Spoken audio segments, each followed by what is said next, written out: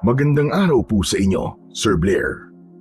Lalong-lalo na po sa mga giliw ninyong tagapakinig at taga-suporta sa inyong mga YouTube channel na The Voice Addict at mga kwento ni Apong Isaac. Ang kwentong aking ibabahagi ay naganap taong 1951. Isa po akong albularyong tumutulong sa mga taong mahihirap. Ginagawa ko po ang bagay na ito dahil meron po akong gustong patunayan sa lahat. Ulila po ako sa mga magulang. Kaya lumaki po ako sa pangangalaga ng kaibigan ng aking ama na si Ninong Roy. Dinala po niya ako sa kanilang baryo at doon po nagsimula ang nakakakilabot kong karanasan na hindi ko po makakalimutan. Bago ko nga po pala simulan ang aking istorya, ay nais ko lamang pong ipaalam na ang mga pangalan at lugar na aking ginamit ay sinadya ko pong binago upang mapangalagaan ang kaligtasan ng lugar sa totoong pinangyarihan ng aking kwento. Kilalanin niyo na lamang po ako sa pangalang Delfina. At ito ang aking kwento. Magandang araw sa iyo, Delfina. Maraming salamat nga pala dito sa mga gamot na ibinigay mo sa akin. Malaking tulong ito para sa anak kong si Buboy. Naku, walang anuman po yun, Mang Arman. Sana ay hindi ka magbago at hindi ka magsawa na tumulong sa amin, Delfina. Malaking bagay kasi itong ginagawa mo para sa amin. Biruin mo, hindi na namin to kailangan bilhin. Napakamahal pa naman ang mga gamot sa butika. Tama po kayo, Mang Arman. Kaya nga po gumagawa po ako ng paraan para ho makatulong sa inyo. Siya nga ho pala. Inumin niyo na rin po ang gamot na ibinigay ko po para sa inyo. Mas mahirap po kung kayo naman po magkakasakit. Salamat sa pag-aalala mo, Delfina. Maswerte kami at nakilala namin ang kagaya mong may mabuting puso para tumulong sa mga tulad kong mahihirap. Magaan po kasi sa pakiramdam kapag nakakatulong po sa ibang tao. O siya, sige na po. Kapag nagkulang po ang gamot nyo, magsabi lang po kayo sa akin. Marami pa po rito. Ipaalam nyo na rin po sa iba na meron na po ulit akong mga gamot. O sige, sasabihan ko na rin ang mga kapitbahay ko. Biglang tumigil sa pagsasalita si Mang Arman. Nang dumating bigla si Ninong Roy, kaibigan siya ng ama ko. Magmula nang mamatay ang mga magulang ko, siya na ang nagpalaki sa akin. Para sa kanya, kalokohan lang daw ang pagtulong ko sa ibang tao. Kaya madalas, tinututulan niya ang mga ginagawa ko. Ay nako, Delphin. Tinuturuan mo lang ang mga taong yan na maging tamad. Ninong, wag naman po kayo magsalita ng ganyan sa harap ni Mang Arman. Nakakahiya po sa kanya. O bakit? Wala namang masama sa sinabi ko . Dapat pa nga, siya ang mahiya sa atin. Dahil araw-araw siyang nakakatanggap ng tulong mula sa atin. Hindi po araw-araw ang ginagawa kong pagtulong sa kanila, Ninong Roy. Kaya wag po kayo magsasalita ng ganyan. Ay nako, ako na naman ang masama. O siya, sige, ikaw ang bahala. Palagi mo na lamang ipinagtatanggol ang taong yan. Kaya lumalaki ang ulo . Dahil sa sinabing yon ni Ninong Roy, nahiya tuloy ako kay Mang Arman. Hindi tuloy ako makatingin sa kanya. Hindi ko alam kung ano ang dahilan at palaging pinagsasalitaan ng masakit ni Ninong Roy si Mang Arman. Gayong ang alam ko dati ay matalik silang magkaibigan at palaging magkasama. Nang hindi ako kumibo, si Mang Arman ang nagsalita. Ayos lang ako, Delphin. Hindi mo kailangan mahiya sa akin. Isa pa, sanay na ako sa ugali ng ninong mo. Dapat lang na masanay ka, Arman. Dahil araw-araw tayo nagkikita sa tapat ng bahay ko. Kaya alam mo na rin kung ano ang ugali ko. Hindi ko sinasabing masamang humingi ng tulong sa iba. Pero kapag araw-araw na, aba, ibang usapan na yon. Ninong Roy, pwede ba? Iwan niyo na lamang po kami dito ni Mang Arman. Sige na po. Hindi po ba't meron pa kayong gagawin sa likod ng bahay? Ay nako, pambihira naman oo. Ipinagtatabuyan mo yata ako Delphin. Hindi naman po sa ganun, Ninong. O siya, sige na nga. Maiwan na kita rito. Iiling-iling na umalis sa tabi ko si Ninong Roy. Pagkatapos, sinulyapan ko si Mang Arman. Mang Arman, pasensya na po talaga kayo sa mga sinabi ng ninong ko Magmula po kasi nang mamatay ang kanyang asawa at anak, nagkaganyan na po siya. Ewan ko ba? Huwag mo kong alalahanin, Delphin. Ayos lang ako. Ako nga ang dapat na humingi ng pasensya sa iyo dahil sa tulong na ginagawa mo para sa anak ko. Ay nako, huwag niyo pong sabihin yan. Ang mahalaga po ay nakakatulong po ako sa inyo. Isa pa, hangad ko rin po ang paggaling kagad ni Buboy. Matagal ko nang dinadasal sa Diyos na sana pagalingin niya na ang anak ko. May awa po ang Panginoon, Mang Arman. Kaya pakikinggan po niya ang panalangin ninyo. Hindi na nga ako nakakapagtrabaho ng maayos dahil doon. Dahil kailangan ko siyang bantayan sa gabi. Ang hirap kapag walang asawang makakatuwag sa buhay. Tama po kayo. Mahirap po talaga kapag mag-isang itinataguyod ang isang anak. Maaga po kasing nawala ang asawa niyo Isa lang po ang pakiusap ko sa inyo, Mang Arman. Huwag niyo pong iiwang mag-isa si Buboy, lalong-lalo na po kapag gabi. Ganun nga ang ginagawa ko, Delphin. Ay siya nga po pala. Bukas po dalhin niyo po sa akin si Buboy para masuri ko po ang kalagayan niya. Talaga? Ay naku, maraming salamat talaga sa iyo, Delphin. Tsak na matutuwa nito si Buboy kapag nalaman niya, nagagamutin mo siya. Nung isang araw ko pa po sana sasabihin sa inyo to Naging abala po kasi ako sa paggawa ng mga gamot kaya nakalimutan ko. Ngayon ko lang po ulit naalala. Mabuti pala't pumunta ako rito, Hayaan mo at bukas na bukas din ay dadaling ko rito si Buboy. Sige po, basta hihintayin ko po kayo bukas. Matamis na ngiti ang gumuhit sa labi ni Mang Arman nang marinig niya ang sinabi ko. Alam kong nahihiya lang siyang magsabi sa akin na gamutin ko ang anak niya, kaya inunahan ko na siya. Maya-maya pa ay nagpaalam ito para umuwi sa kanila. Dala ang mga gamot na ibinigay ko sa kanya. Karamihan sa sangkap ng mga gamot ko ay ang katas ng pinagsamang dahon ng sambong at oregano. Natutunan ko ang lahat ng mga yon sa namatay kong Lolo Lando. Isa rin siyang mahusay na albularyo nung kapanahunan nito. Napabuntong hininga ko nang maalala ko ang tungkol sa matanda. Saka ko ipinagpatuloy ang pamimigay ng mga gamot sa ibang mga taong naroroon. Buong maghapon akong namigay ng mga gamot. Hindi naman maitago ang tuwa sa mukha nila nang tanggapin nila ang tulong ko. Dahil daw sa libreng gamot, nababawasan daw ang pagdami ng mga taong nagkakasakit. Sa isang banda, ay malaking pabor din yun sa akin dahil mababawasan din ito ang pagdami ng mga namamatay na tao sa baryo namin. Pagkatapos maubos ang mga gamot na ipinamimigay ko, nagtungo ako sa bahay ni Tatang Teban. Ang matanda ay sikat na magbabayo ng palay sa aming lugar. Binabayaran siya ng mga tao para sa kanilang bigas. Masipag din magtanim ng halamang gamot si Tatang Teban. Sa katunayan nga, sa kanya nanggagaling ang mga gamot na ipinamimigay ko ng libre sa mga tao.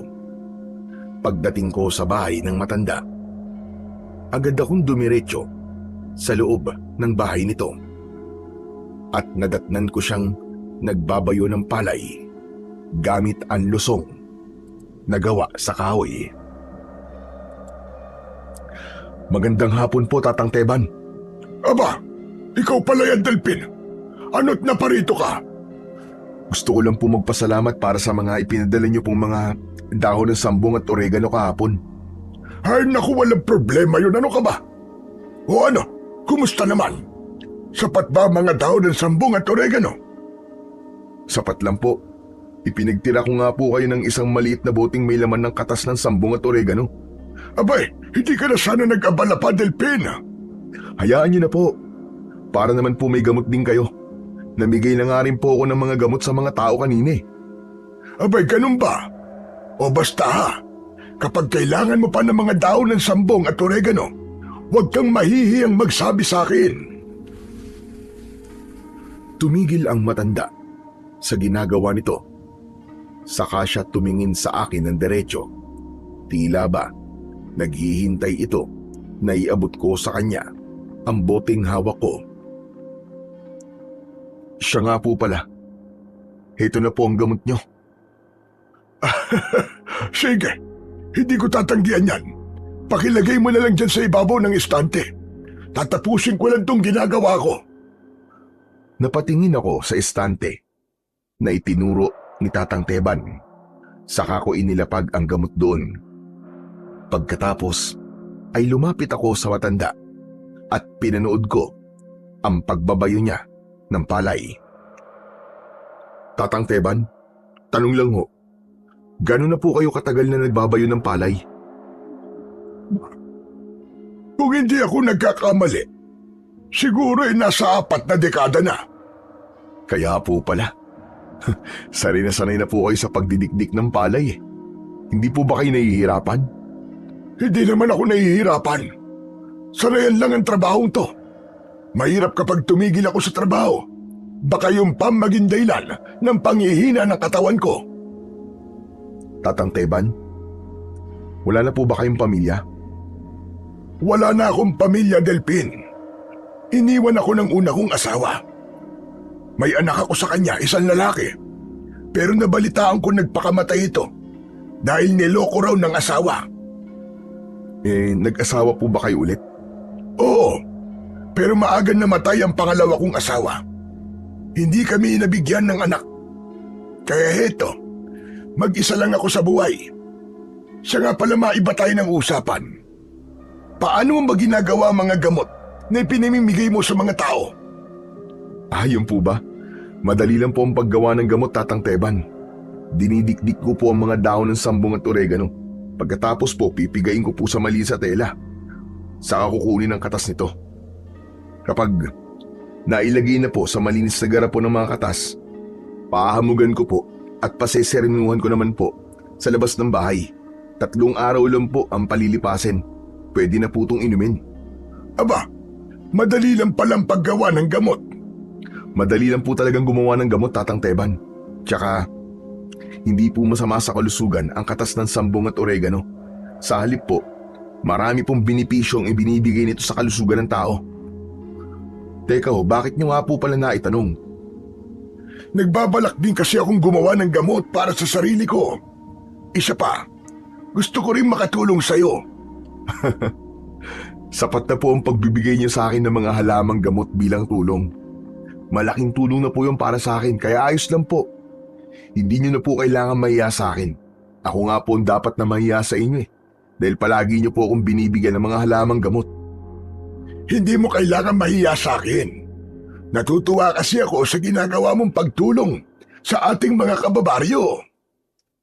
Masaya po kasing gawin yung, Tatang Teban. Ay siya nga po pala.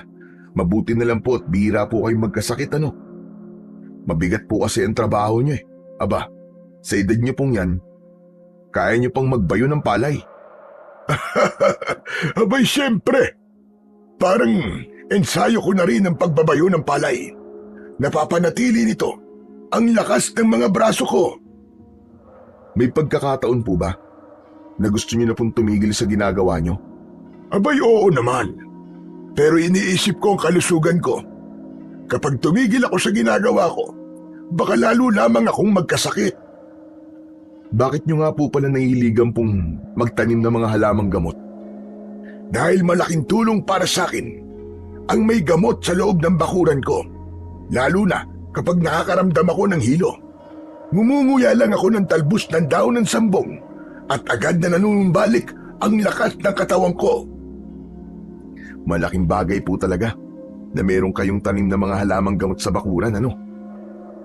Ngumiti si Tatang Teban sa akin.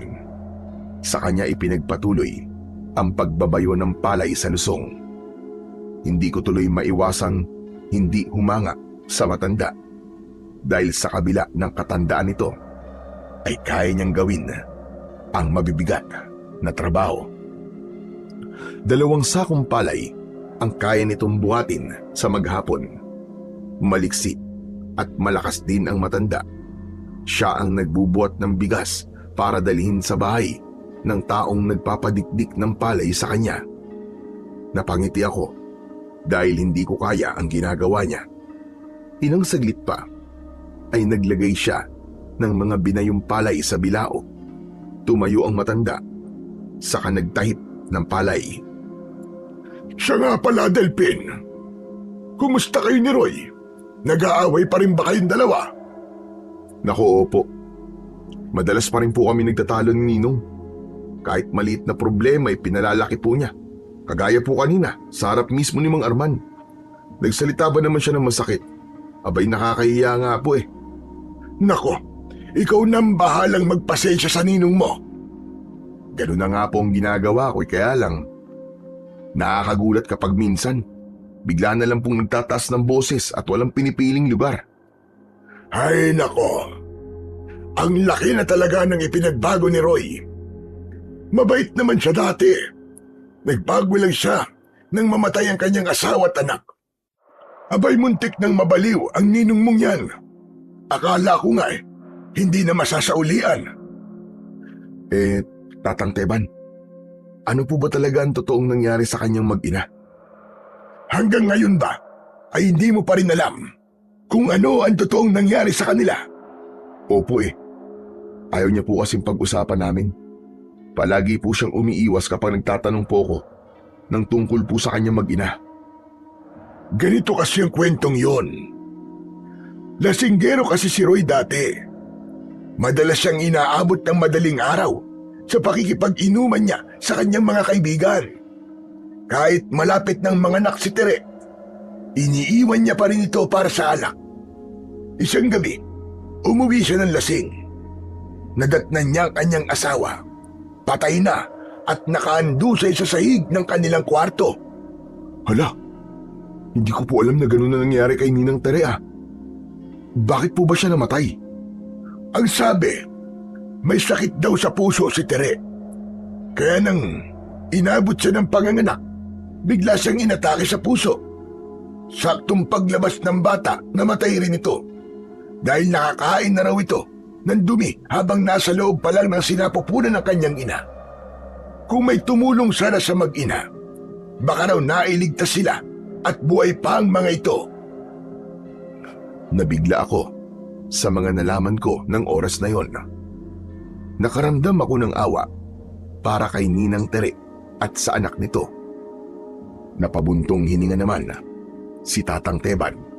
Sa kanya ipinagpatuloy ang pagkikwento. Nagwala noon si Roy.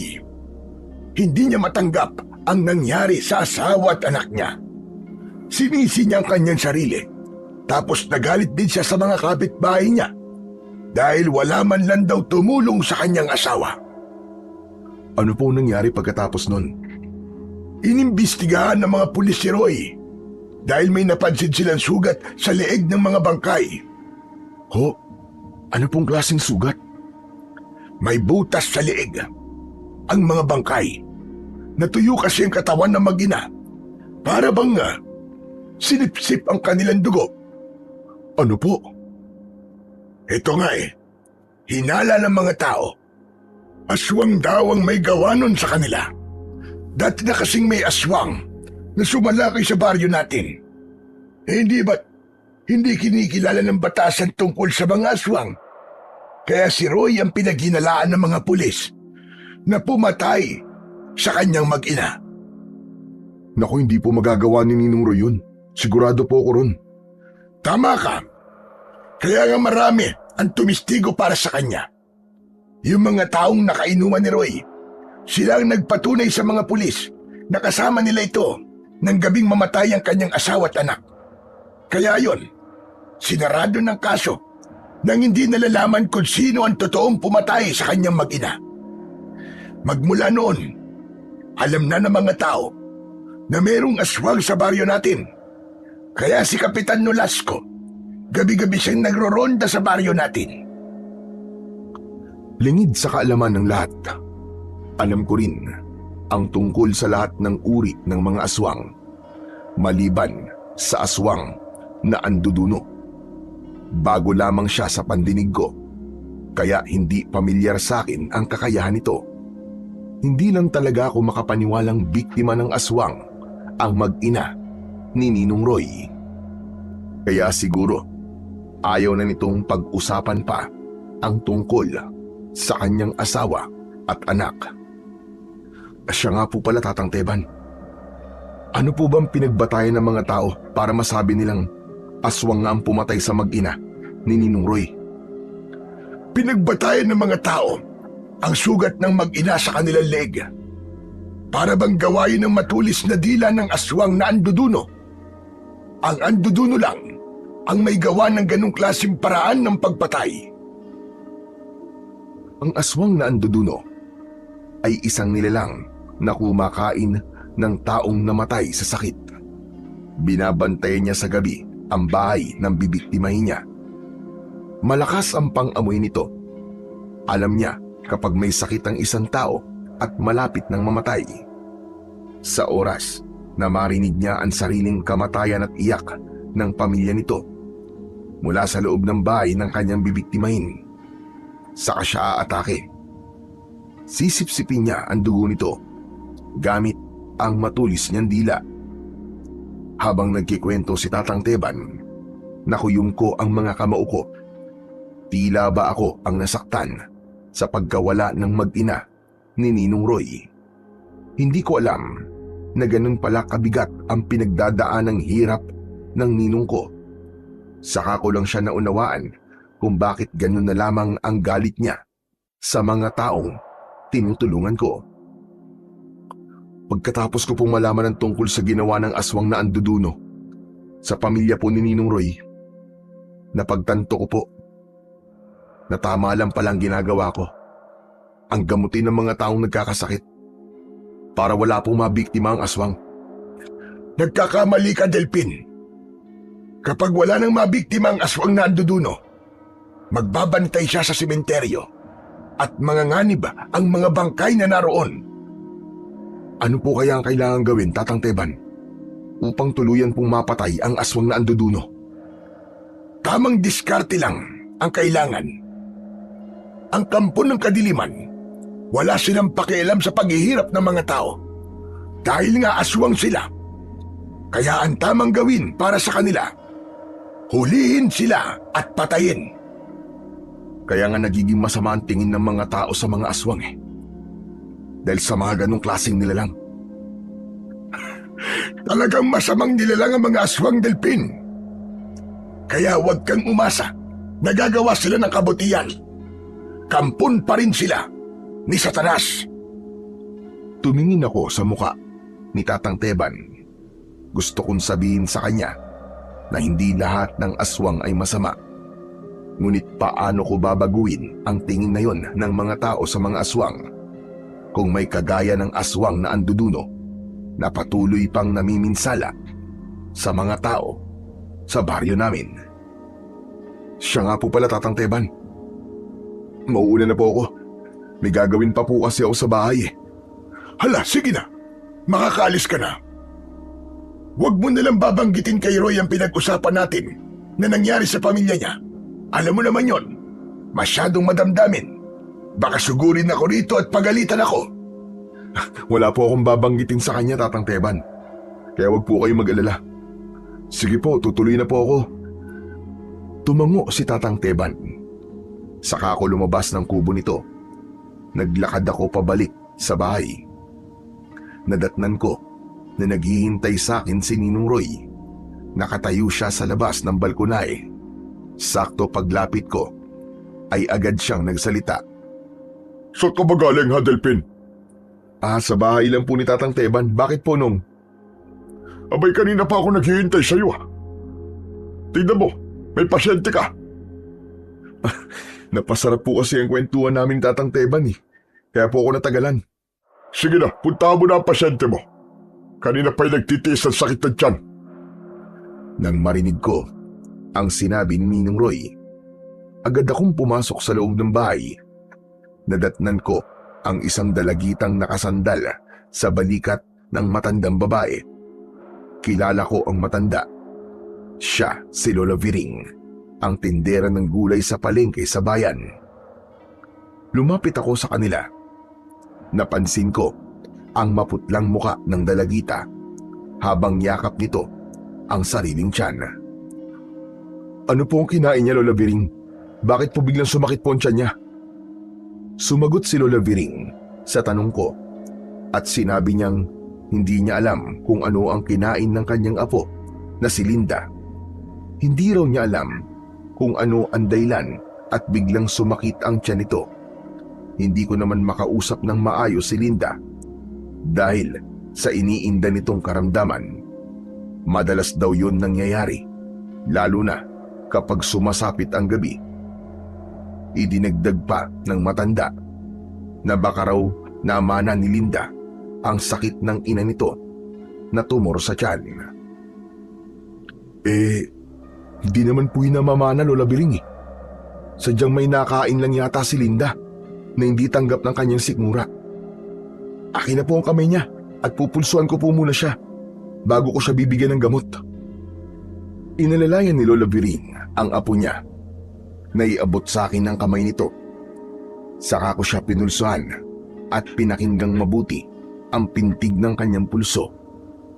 Kinabahan ako nang maintindihan ko kung bakit nagkakaganon ang apo ni Lola Viring. Napailing ako, saka ko binitiwan ang kamay ni Linda. Anong sabi niyo? Tumor? Baka naman tomorrow morning, uwa. Buntis po yung apo niyo eh. Kaya sumasakit po ang tiyan niya. Nang maisip ni Lola Biring kung ano ang ibig kong sabihin, bumakas sa mukha niya ang gulat. Hindi ito makapaniwala at napatingin siya sa gawi ni Linda. Ang dahilan po ng pananakit ng tiyan ni Linda ay dahil sa malapad na garter na nakatali po sa tiyan niya. Iniipit niya po ang tiyan niya para maitago sa inyong pagbubuntis niya. Dahil sa mga sinabi ko, napahagulgol ng iyak si Linda. Pero mas malakas ang iyak ni Lola Viring dahil umasa ang matanda na makakapagtapos ng pag-aaral si Linda. Walang ibang inaasahan ang maglola. Mag-isa ring itinaguyod ng matanda si Linda, kaya masakit para sa kanya ang mabuntis ito ng maaga. Pasensya na po kayo kung sa akin pa po nanggaling ang balitang ito, Lola Biring. Ngunit biyaya po ng Diyos ang bata. Wala po siyang kasalanan. Sa gitna ng pag-iyak ni Lola Viring, ay sinabi nito na ayos lang sa kanya na malaman na buntis ang apo nito. Nabigla lang daw siya at nasaktan. Hala, sige na Linda. Tanggalin mo na ang garter na nakapulupot dyan sa tiyan mo. Papatayin mo ba ang sarili mong anak, ha? Ginawa mo yan, kaya dapat panindigan mo at huwag mong itago. Tumingin si Linda sa akin na para bang nahihiya sa ginawa nito. Pagkatapos, humingi siya ng tawad kay Lola Biring. Maya-maya pa, tinulungan ito ng matanda na tanggalin ang garter sa tiyan nito. Nang tuluyang matanggal yun, ay lumitaw ang tunay na laki ng tiyan ni Linda. O ano, nakita mo na kung anong klaseng pagpapahirap ang ginagawa mo sa sarili mong anak. Dapat maging matapang ka dahil magiging nanay ka na. Muling napahagulgol ng iyak si Linda. Hindi raw niya sinasadya. Natakot lang daw siyang harapin ang pagbubuntis niya, lalo pa at iniwan daw siya ng lalaking nakabuntis sa kanya. Sa pagkakataong yun, pumasok sa sala si Ninong Roy at lumapit siya sa amin para pagsabihan din si Linda. Mabuti na lang pala at nagpagamot ka kay Delphin, Linda. Dahil kung natagalan, Baka may nangyari na masama sa'yo, pati na sa magiging anak mo. Kaya ang bawat desisyon, dapat pinag-iisipang mabuti. Tama si Ninong Linda. Kaya wag mo nang uulitin yan, ha? Tumango si Linda bilang tugon niya sa sinabi ko. Akma na sanang magsasalita ako nang bigla akong natigilan. Nalanghap ko kasi ang malansang singaw ng katawan ni Linda. Palatandaan yon na bukod sa pagbubuntis nito ay mayroon pa itong mas malalang karamdaman. Malakas ang pangamoy ko. Alam ko kagad kapag may sakit ang isang tao. Sandali, Linda. May pagkakataon bang nahihirapan kang huminga? Tumango si Linda. Sinabi nito na mayroong pagkakataong sumasakit din ang kanyang dibdib. Dati raw ay bihirang mangyari yon. Pero nang magbuntis siya, napapadalas na raw ang pananakit nito at kung minsan ay nawawalan pa raw siya ng malay. Nang marinig ko yon, mabilis kong kinuha ang garapon sa ibabaw ng lamesa. May laman yon na katas ng pinagsamang dahon ng sambong at oregano. Kinalog ko ang laman nito. Saka ko inihaplas sa tiyan ni Linda. Lumitaw ang kulay ubing guwit sa tiyan nito. Yun ang palatandaan na tama nga ang hinala ko. Bigla akong nag-alala at napatingin sa gawi ni Lola Viring. Kaya naman, bigla siyang nagtanong kung ano raw ang nakita ko sa tiyan ng kanyang apo. Malala na po ang sakit niya sa baga. Nagsisigarilyo po ang apo niyo. At batay sa pagkakasuri ko, sa kulay ng kanyang tiyan, dumudura na rin po siya ng dugo. Tama ba ako, Linda? Tumango si Linda bilang tugon sa tanong ko. Sa labis na pagkabigla ay nawalan ng malay si Lola Viring. Mabuti na lang at nasaloko ang matanda. Saka ko siya inihiga sa upuan. Tinulungan ako ni Ninong Roy na alalayan si Lola Viring hanggang sa nagkamalay ulit ito at kalmado nang nakipag-usap sa akin. Lola Viring, mahirap na pong gamutin ang sakit ni Linda. Isa pa, buntis po siya. Siguro po, kailangan muna niyang uminom ng mga herbal para mabawasan po ang pananakit ng dibdib niya. Heto po, kunin niyo po itong maliit na bote na mayroong katas ng dahon ng sambong at oregano. Malungkot na tinanggap ng matanda ang boteng iniaabot ko. Awa ang naramdaman ko para sa kanya. Napansin ko rin na nanginginig ang kamay nito dahil sa labis na pag-aalala. Pagkatapos kong ipaliwanag kung paanong gagamitin ang gamot, ay nagpasalamat ang mga ito. Simula po mamayang gabi, painumin niyo po si Linda ng gamot, ha. Kailangan niyo rin pong magsaboy ng asin sa paligid ng bahay niyo, Lola Biring. Hanggat maaari po, ay wag na wag niyo pong iiwang mag-isa si Linda. Alam ko po na alam niyo kung ano po ang ibig kong sabihin. Lola Biring, makinig po kayo kay Delphin. Para rin po yan sa inyong apo. Dagdag ni Ninong Roy sa mga ibinilin ko sa matanda. Maya-maya pa ay nagpaalam na ang maglola. Naiwan kami ni Ninong Roy na malalim ang iniisip. Pagbaling ko ng tingin sa nakabukas na bintana ay bigla akong natigilan. Bigla akong kinabahan nang magsalubong ang tingin namin ng isang matandang babaeng nakatayo sa labas ng bakuran namin. Nanlilisik ang kanyang mga mata habang nakangisi ng nakakakilabot. Nang tatayo sana ako para silipin ito sa bintana, ay bigla siyang umalis. Ninong Roy, sandali. Kilala niyo po bang matandang babaeng yun? Na madalas pong nakatambay sa labas ng bakuran natin? Wala akong kilalang matandang babae na madalas na tumatambay sa tapat ng bakuran natin. Teka, bakit mo ba naitanong?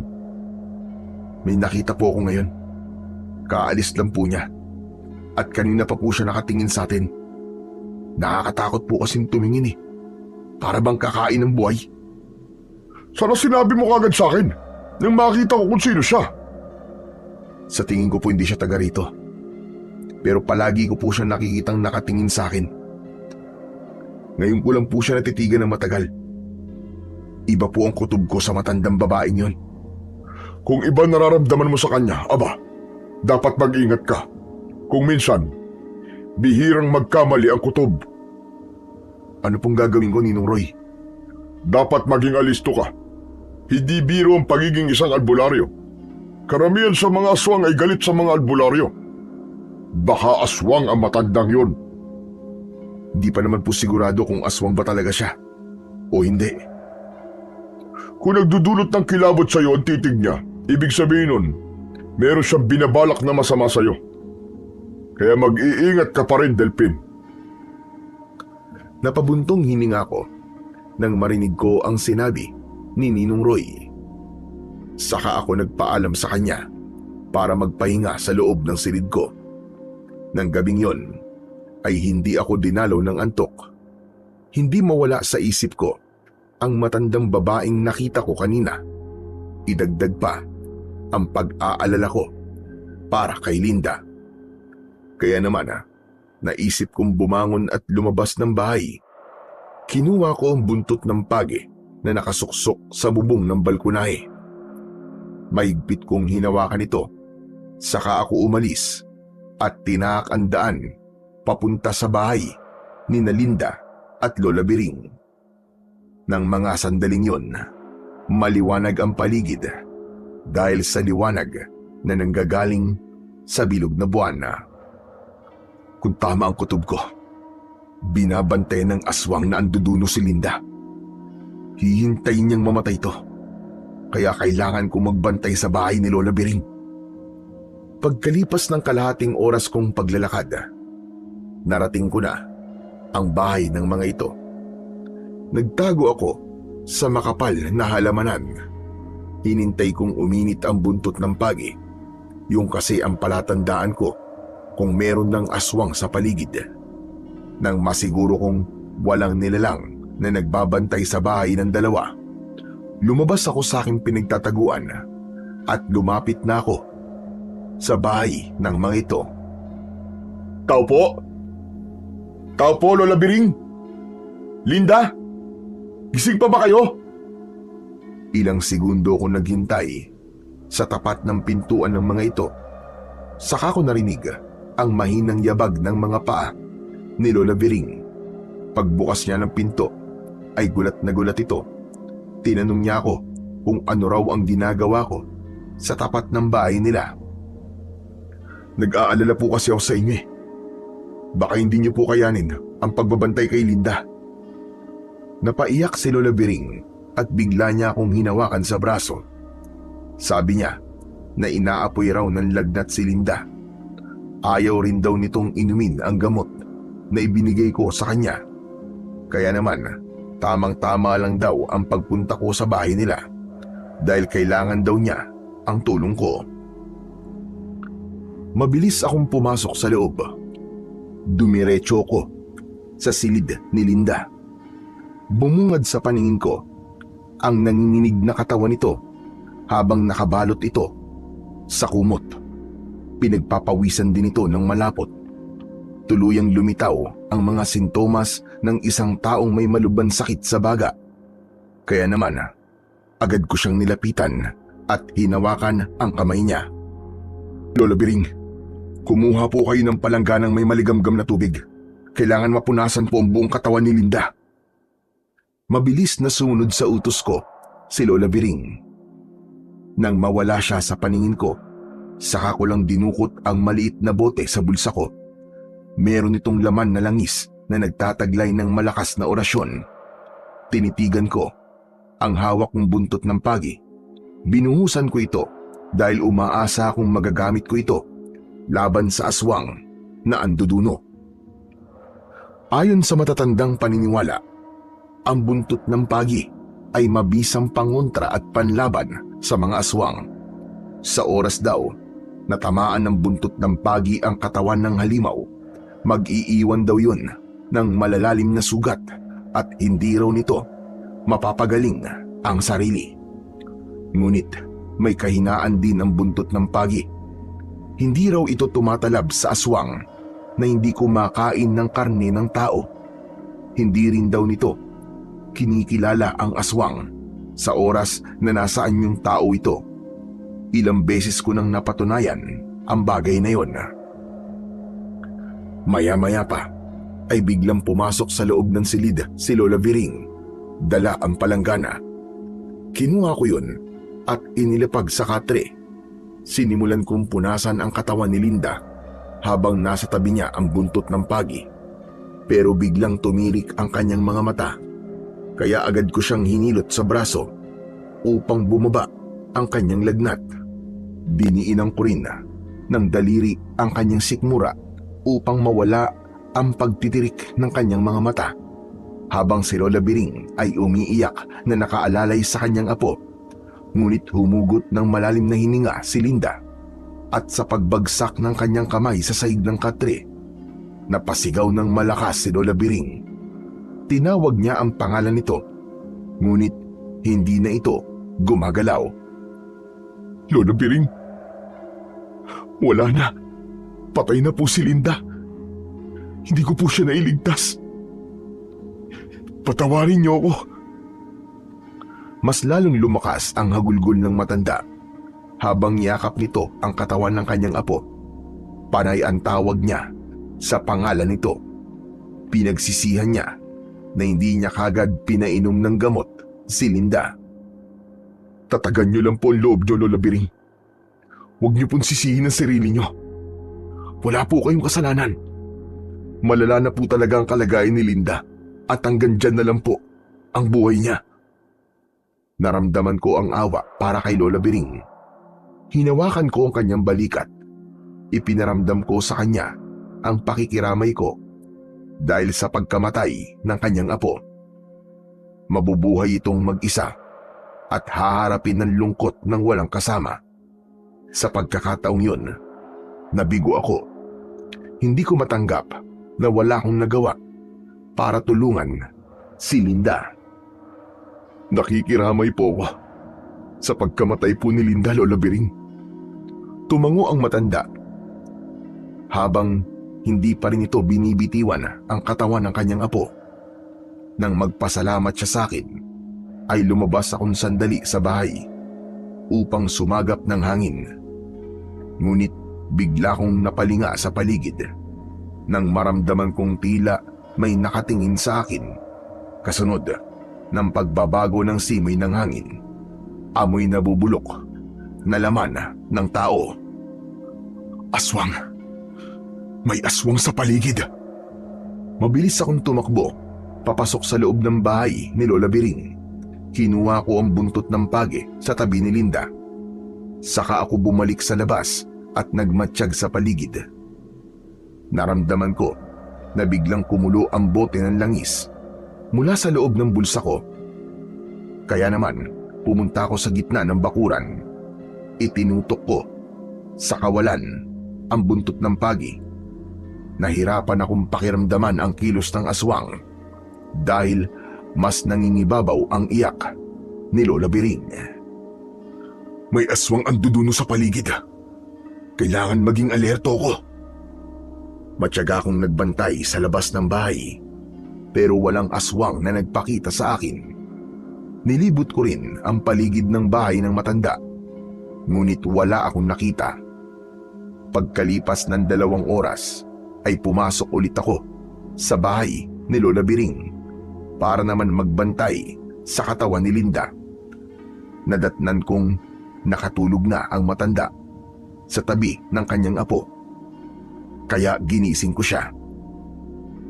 Lola Biring, puntahan niyo po si Kapitan Nolasco para ipaalam ang nangyari po sa apo niyong si Linda. Tumango si Lola Biring. Saka siya tumayo sa bangko. Tinignan muna nito ang kanyang apo, pero nagulat ako sa malakas na sigaw ng matanda. Itinuro niya ang butas na leeg ng kanyang apo. Nakita ko ang manipis na dila ng aswang na anduduno habang nakatusok yon sa leeg ni Linda. Napatingala ako sa bubong. Nagkasalubong ang tingin namin ng aswang na anduduno. Mabilis nitong binawi ang kanyang dila, pero maagap kong nahawakan yon Pinalo ko kagad yun ng buntot ng pagi. Umatungal ito dahil sa labis na sakit. Nahulog siya sa lupa mula sa ibabaw ng bubong. Lola Bering! Dito lang po kayo! Huwag po kayong lalabas kahit anong mangyari. Titignan ko lang po ang aswang na anduduno sa labas. Hindi ko na hinintay na sumagot ang matanda. Mabilis akong lumabas ng bahay para tignan ang aswang. Ngunit wala na ito sa lugar kung saan ito bumagsak. Pero nakita ko ang ilang patak ng dugo sa lupa. Nasugatan ko siya sa dila. Hindi niya mapapagaling ang sugat niya. Madali ko na lang siyang matutungton. Kailangan ko siyang mahanap. Humanda ka sa aking aswang ka. Magbabayad ka sa ginawa mo kay Linda. Nang mapansin kong may tumakbong anino papasok sa kakahuyan, tumakbo ako ng mabilis para sundan ito.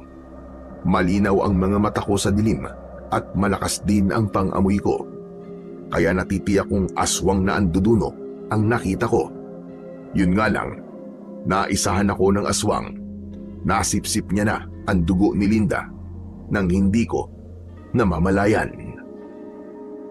Maya-maya pa ay narating ko ang gitna ng kakahuyan. Ngunit wala na akong maramdamang presensya ng aswang. Hindi na rin nag-iinit ang hawak kong buntot ng pagi. Nasaan na kaya ang hayop na yon? Saan siya nagpunta? Hinalugog ko ang bawat sulok ng kagubatan. Hinanap ko ang aswang na anduduno hanggang sa nakarating ako sa bahay. Sakto na may nakita akong taong pumasok sa loob ng kusina. Kinabahan ako. Pakiramdam ko, hindi na ako humihinga ng sandaling yon. Maingat kong binuksan ang pinto. Saka ako pumasok sa loob ng kusina at tumambad sa akin ang nakatayong si Ninong Roy. Nagulat ito nang makita ko. Hawak nito ang basong may lamang tubig. Delphin, saan ka na galing? Tsaka bakit may hawak ang buntot ng pagi? Nanggaling po ako sa bahay ni Lola Bering. Dinala ko po itong buntot ng pagi para sa proteksyon ko, Ninong Roy. Ninong, wala na si Linda. Patay na po siya. Ano? Aba, kanina lang ay buhay pa siya. Teka, bakit ka nagpunta sa bahay ni Lola Bering? Akala ko ba natutulog ka na? Hindi po ako dinalaw ng antok kaya naisip ko pong pumunta sa bahay ni Lola Bering. Ang kaso, hindi ko po akalain na mamamatay na po si Linda. Ay nako, kawawa naman. Napakabata niya pa para mamatay. Kawawa nga po nangyari kay Linda. Pagkatapos, akalain nyo, biniktima pa po siya ng aswang na anduduno. Biglang nabitiwan ni Ninong Roy ang hawak niyang baso. Saka siya nag-aalalang napatingin sa akin. Napansin ko ang panginginig ng kanyang kamay. Tila ba, bigla siyang natakot. Bakit, Ninong? Para bang nagulat kayo sa sinabi ko? Ha? Hindi ako nagulat. Dati ko nang alaman tungkol sa aswang na anduduno. May naalala lamang ako. Kaya ako nabitiwan ng baso. Nakita ko pong nanggaling kayo sa labas. Saan po kayo nagpunta? Ha? Nagpahangin lang ako. Lumapit ako kay Ninong Roy. Dinampot ko sa saig ang nabitiwan niyang baso. Kahit wala akong maramdamang mabigat na enerhiya mula sa kanya, hindi mawala-wala ang pagdududa ko na baka isa siyang aswang na anduduno. Tumayo ako at ibinigay ko sa kanya ang baso. Nanginginig ang kanyang kamay nang hawakan niya yon. Hindi siya makatingin sa akin ng diretsyo. Ninong Roy, may masakit po ba sa inyo? Namumutla po kasi ang labi niyo Wala akong sakit. Ganito talaga nagiging reaksyon ko kapag nababanggit ang tungkol sa aswang na anduduno. May naalala lamang ako. Hala, sige na. Maiwan muna kita rito. Magpapahinga muna ako. Sige po. Pumasok na po kayo sa kwarto niyo. Kailangan ko pang puntahan si Kapitan Nolasco para ipaalam sa kanya ang nangyari kay Linda. Pero gabi na. Baka matsyempo ka ng aswang na anduduno. Mabuti pa nga po yun eh. Nang magkaharap na kami ng halimaw na yun, hindi ko palalampasin ang ginawa niya kay Linda. Magtutuos kami. Hindi kumibo si Ninong Roy. Bakas sa mukha nito ang pagtataka sa ikinikilos ko. Hindi ako nagpahalata sa kanya na sinusuri ko ng palihim ang bibig niya dahil gusto kong makita kung may sugat ito sa dila. Pero dahil lumayo siya sa akin, nabigo akong makita yon. Mag-iingat ka na lang sa pagpunta sa bahay ni Kapitan Nolasco. Hindi na kita masasamahan dahil biglang sumama ang pakiramdam ko. Naiintindihan ko po, Ninong. Sige na po, magpahinga na po kayo. Tumalikod sa akin si Ninong Roy at pumasok siya sa loob ng kanyang silid. Naiwan akong natitigilan habang nakatitig sa hawak kong buntot ng pagi.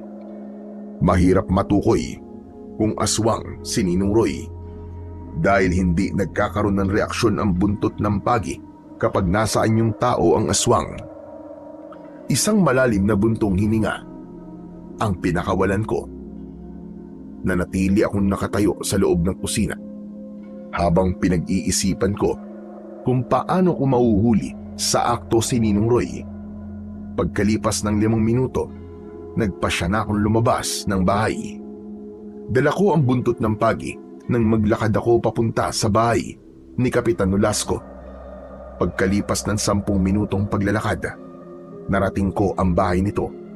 Sakto na nadatnan ko silang nagpupulong kasama ng kanyang mga tanod. Mabilis akong lumapit sa kinaroroonan nila at ipinaalam ko ang mga nangyari kay Linda. Nabigla si Kapitan Nolasco at bumakas sa kanyang muka ang gulat. Dahil nakita pa lang daw niyang nagpagamot sa akin si Linda kasama si Lola Biring.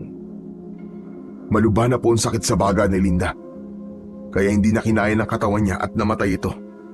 Pero ang masaklap, sip-sip ng aswang na anduduno ang dugo niya. Dahil sa mga ipinahayag ko, agad silang naghanda ng mga sibat na kawayan. Nilagyan din nila ng gas ang kanilang mga sulok para hanapin ang aswang na umatake kay Linda. Saka sila sumama sa akin papunta sa bahay ni Lola Biring. Pagdating namin sa tirahan ng matanda, ay agad na kumalat sa paligid ang mga tanod nito para magbantay. Sinalubong kami kagad ni Lola Biring at sinamahan niya si Kapitan Nolasco sa loob ng bahay nito. Napamura pa si Kapitan Nolasco nang makita niya ang sinapit ni Linda. Sinuri niya ang itsura ng sugat nito sa leeg. Bumakas ang galit sa mukha nito. Umiling siya at sinabing nangyari rin yun sa pamilya ni Ninong Roy. Yun daw ang palatandaan na nagsisimula na naman daw ang aswang sa paghahasik ng lagim. Nagkagulo ang mga tanod dahil sa takot. Dahil doon ay mas lalong pinaigting ni Kapitan Nolasco ang pagbabantay sa gabi, lalo na sa bahay ng mga taong may sakit. Nang dahil sa mga nangyari, nakiusap sa akin si Kapitan Nolasco na gamutin ko raw ang mga taong may iniindang karamdaman upang maiwasan ang ganong klaseng pangyayari. Sige po, makakaasa po kayo, Kapitan. Gagawin ko po ang lahat para mapigilan po ang pagkakaroon ng sakit ng mga tao. Nagpasalamat sa akin si Kapitan Nolasco. Sa kanya inasikaso ang pagpapalibing kay Linda. Nagtulong-tulong ang mga tao para alalayan si Lola Biring. Nang makarating, kay Tatang Teban ang nangyari sa apo ni Lola Biring, ay nagatid din ito ng tulong para sa matanda. Si Mang Arman naman ang nagbigay ng pagkain para sa mga taong nakikipaglamay, habang si Ninong Roy naman ang nag-asikaso sa paglilibingan ni Linda. Kahit papano, nakaraos si Lola Biring sa tulong ng mga tao. Pagkalipas ng 1 linggo, ay naging abala ko sa panggagamot at nakalimutan ko ang tungkol sa pagdududa ko kay Ninong Roy dahil kumalat sa aming baryo ang tungkol sa aswang na anduduno. Dumagsa ang mga pasyente na nagpapagamot sa akin. Nag-aalala sila na baka mabiktima rin sila ng mga aswang. Pinakahuling ginamot ko ng gabing yon ay si Buboy. Maputla na ito at hirap ng lumunok ng tubig. Ayon sa bata, ay nasugat na raw ang lalamunan niya dahil sa madalas niyang pag-ubo. Pagkatapos kong pulsuhan si Buboy, ay nagtanong si Mang Arman. Delphin, kumusta ang anak ko? Base po sa pagkakasuri ko po sa anak niyo, Mang Arman, hindi na po tinatanggap ng katawan niyang gamot. Isinusukan na po niya. Diyos ko, may iba pa bang paraan para gumaling ang anak ko? Meron po. Kailangan niya na pong magpakonsulta sa doktor. May pamumuong dugo po sa loob ng kanyang baga. Madali kong nalalaman ang kalagayan ng pasyente ko, batay sa tibok ng kanyang pulso, pati sa singaw ng kanyang katawan. Sa oras na malagyan ko ng langis ang tiyan nito, lumilitaw roon ang mga palatandaan ko. Kaya nasabi ko kay Mang Arman ang bagay na yon. Gusto ko mang pagalingin si Buboy, ngunit huli na. Yun lang ang abot ng aking kakayahan. Pero ipinainom ko pa rin sa kanya ang pinagsamang katas ng dahon ng sambong at oregano para mabawasan ang paghihirap ng batang si Buboy. Kasunod ng pagpapaalala ko kay Mang Arman na huwag niyang iiwan ang kanyang anak na mag-isa, lalo na kapag sumasapit ang gabi. Alam ko kung anong gusto mo sabihin sa akin, Delphin. Nasa panganib po ang anak niyo, Mang Arman. Bukas na bukas din po ay dalhin niyo na po ang bata sa ospital. Ito po ang pero. May naitatabi naman po ako dito kahit konting halaga lang. Para po may maipamasahay kayo papunta niyo sa ospital. Sa kanyo na lang po problemahin ang iba kapag naroon na po kayo. Maraming salamat dito, Delphin. Saka na po kayo magpasalamat sa akin kapag gumaling na po ang anak niyo. Malungkot na tinignan ni Mang Arman ang kanyang anak na nakahiga sa katre. Nilapitan niya ito para alalayang bumangon. Nang tumapat sa akin si Buboy ay nagsalita ito. Sinabi niya na mag-iingat daw ako sa mga aswang na gumagala sa gabi dahil meron daw siyang nakitang matandang babae na umaaligid sa bahay ko. Nakita niya rin daw yun na nakasunod kay Linda. Kaya bigla kong kinabahan dahil naalala ko ang tungkol sa matandang babaeng nakita ko. Nagpahabol pa ang bata na palagi na raw niyang nakikitang nakatingin sa kanya ang matanda. Para bang ito raw ang sundo ng kamatayan. Hindi ko alam kung bakit nasabi yun ni Buboy. Ngunit palatandaan yun na maaaring si Buboy na ang sunod na bibiktimahin ng aswang na anduduno. Teka, ang matandang babae ba na sinasabi mo ay magulo ang buhok at marumi ang damit? Nakangisi ba siya habang nanlilisik ang kanyang mga mata? Sunod-sunod ang pagtango ni Buboy. Sinabi niya na ang kulay ng damit ng matandang babae ay kulay itim. Ang itsura daw ng damit nito ay para bang damit ni kamatayan. Kahit saan daw siya magpunta, ay nakasunod ang matandang babae. Sinundan ko ng tingin ang labas ng bintana dahil tumingin doon si Buboy. Kaya naman, mabilis din akong sumilip roon. Nahagip nga ng mga mata ko ang pagtakbo ng matandang babae papunta sa kakauyan. Nag-aalala akong napasulyap kay Buboy. Saka ko sila nilapitang mag-ama. Anak, bakit ngayon mo lang sinabi ang tungkol sa matanda? Sinabi ni Buboy na kaya hindi raw niya masabi sa kanyang ama ang tungkol sa matandang babae dahil pakiramdam daw niya ay nasa paligid lamang ito. Baka sa muka ng bata ang takot. Kaya naman nag-aalala akong napatingin sa muka ni Mang Arman. Mang Arman, palagi niyo pong babantayan si Buboy. Hinala ko aswang ang matandang babae na yun. Nakikita ko rin po siya sa labas ng bahay namin.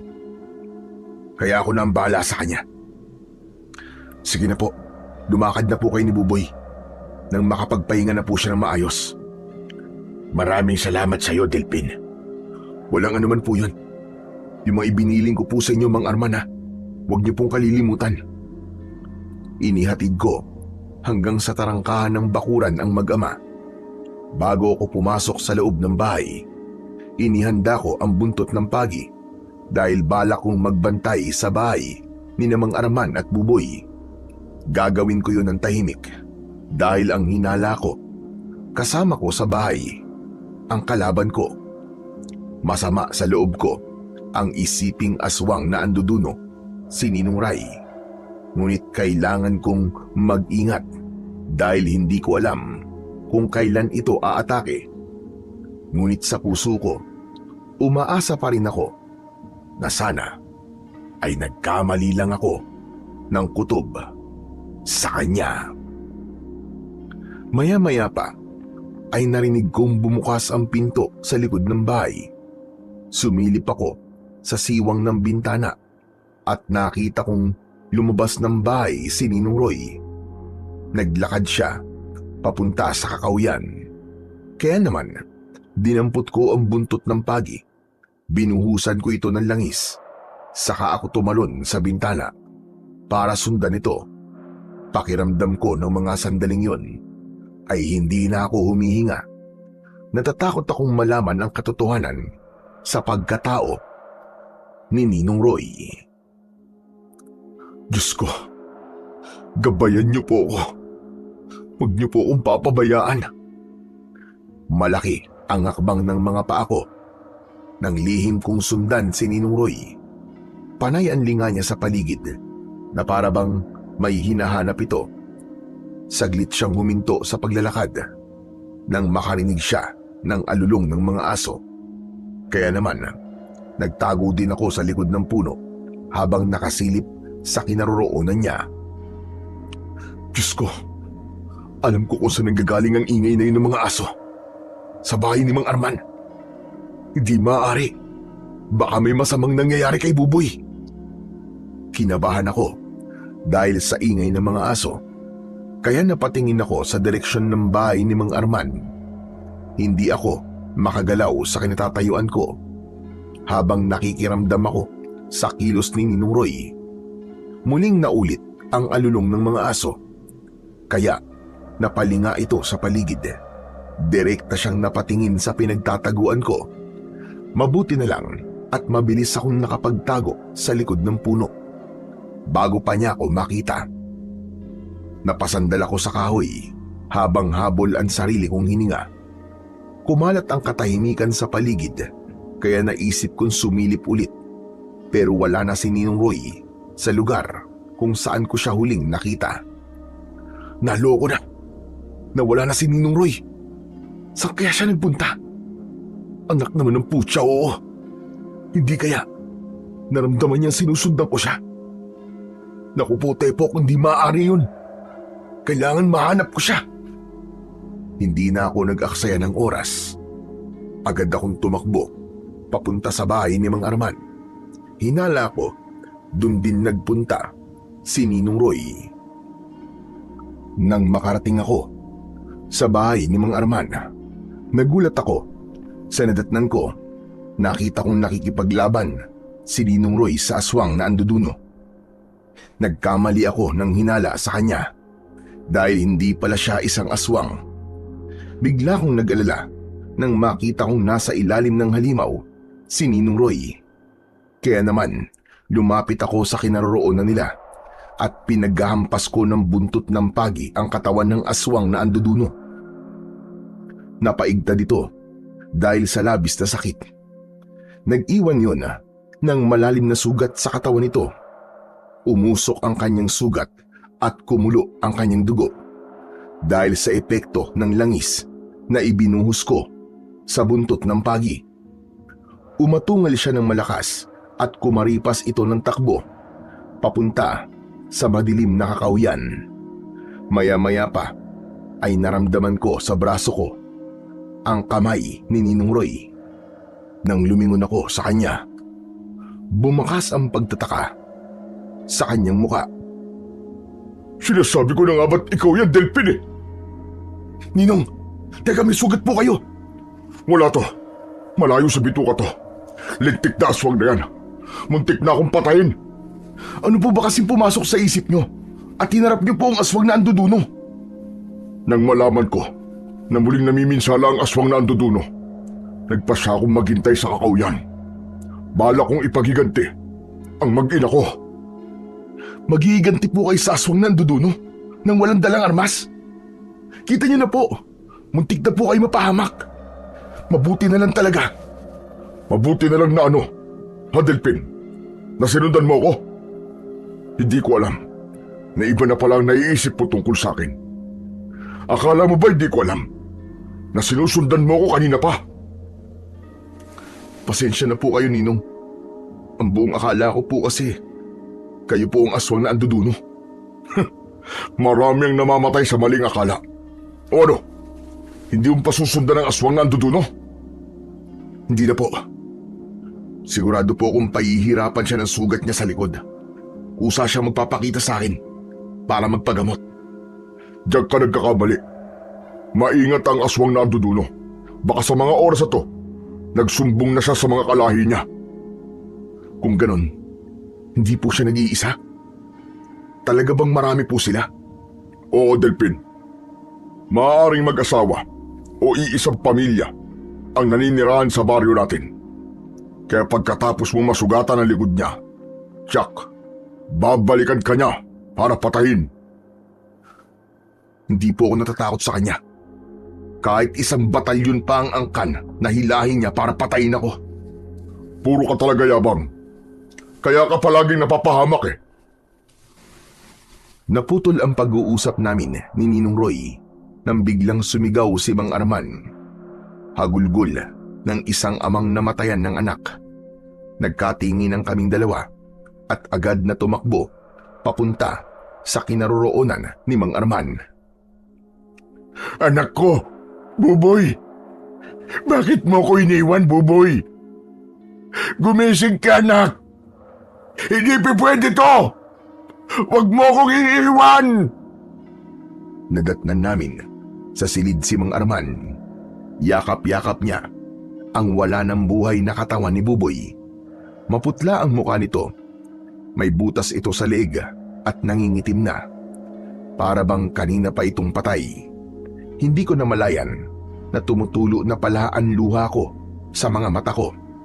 Dala ng matindi kong galit, sinuntok ko ang dingding ng pinto ni Mang Arman. Wala akong kwenta. Hindi ko nailigtas si Buboy. Ang hayop na aswang na yun.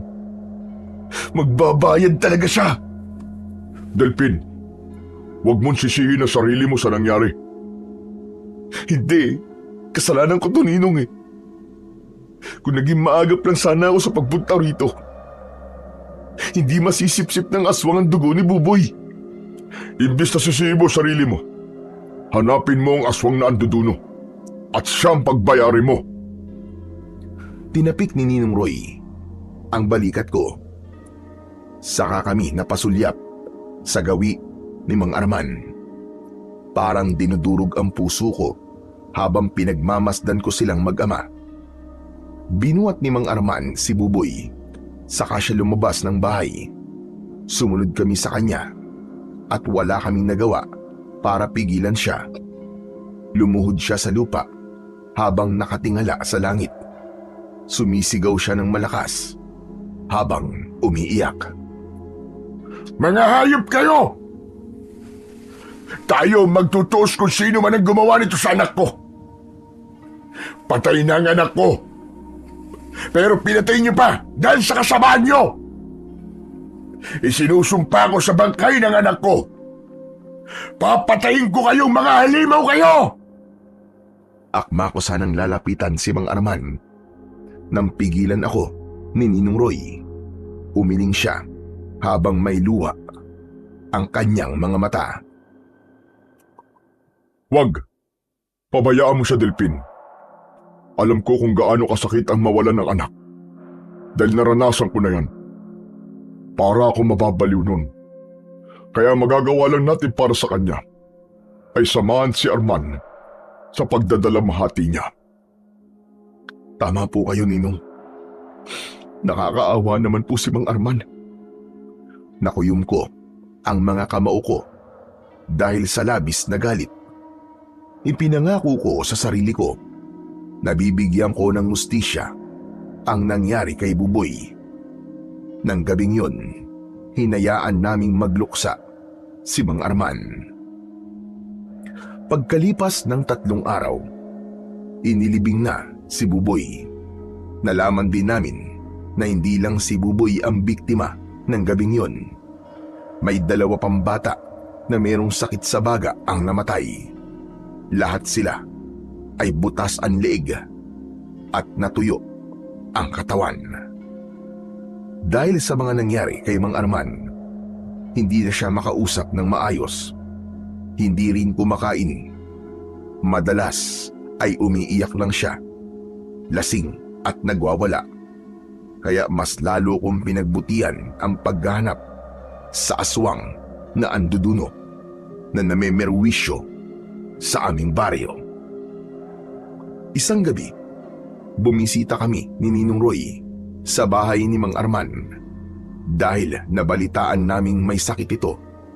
Habang nag-uusap kami, dumating si Tatang Teban. May dala siyang mga halamang gamot. Naabutan niyang pinag-uusapan namin ang tungkol sa plano naming pagtugis sa aswang na anduduno. Nakikiramay ako sa nangyari sa anak mo, Arman. Pasensya ka na. Ito lang ang maitutulong ko sa iyo. Marami pong salamat sa mga halamang gamot na to, Tatang Teban. Pero, hindi ko na ito kailangan. Dahil gusto ko na rin mamatay. At sumunod na sa aking anak. Huwag mong sabihin yan, Arman. Mas kailangan mo magpalakas para mabigyan mo ng hustisya ang nangyari sa anak mo. Tama si Tatang Teban, Arman. Kailangan mo magpakatatag. Minsan ko na rin pinagdaanan ng sakit na nararanasan mo ngayon. Kaya lumaban ka. Huwag kang susuko. Kung gusto ninyong mapatay ang aswang na anduduno, magbantay kayo sa bahay ng taong may sakit. Siyak na magmamanman siya roon. Maghihintay siya ng tamang pagkakataon para umatake sa kanyang biktima. Plano na po namin yan, Tatang Teban. Mabuti naman kung ganun. Sa oras na mahuli niyo ang aswang, ipaalam niyo kagad sa akin. Ako mismo ang papatay sa kanya. Dahil sa mga sinabi ni Tatang Teban ng mga sandaling yon, nakaisip ako ng plano para makaganti sa aswang na anduduno. Hinintay ko munang umalis ang matanda bago ko kinausap sina Mang Arman at Ninong Roy. Teka, bakit hindi mo sinabi ang tungkol sa plano habang nandito pa si Tatang Teban? Narinig niyo naman po, di ba? Balak ng matanda na sumama sa atin. Makakabigat lang po siya sa plano natin. Isa pa, yun na nga, matanda na po siya. Baka mahirapan lang siya. Kung sa bagay, may punto sinabi ni Delpin, Roy. Teka, ano bang binabalak mo, Delpin? Magbabantay po tayo sa libingan ni Buboy para abangan ang aswang na anduduno. Sa oras na nakawin niya ang bangkay ni Buboy, gagawin natin ang pagpatay sa kanya. Sang-ayon ako sa naiisip mong plano, Delpin. Pero hindi madali naiisip mong plano, Delpin. Hindi natin kabisado ang lakas ng kalaban. Kaya nga po kailangan natin ng matinding paghahanda. Kapag nasa harap ng puntod ni Buboy ang aswang na anduduno, yun na rin ang pagkakataon natin para umatake. Pumayag sina Mang Arman at Ninong Roy sa plano ko dahil gusto na talaga nilang matapos na ang paggasik ng lagim ng mga aswang na anduduno sa baryo namin.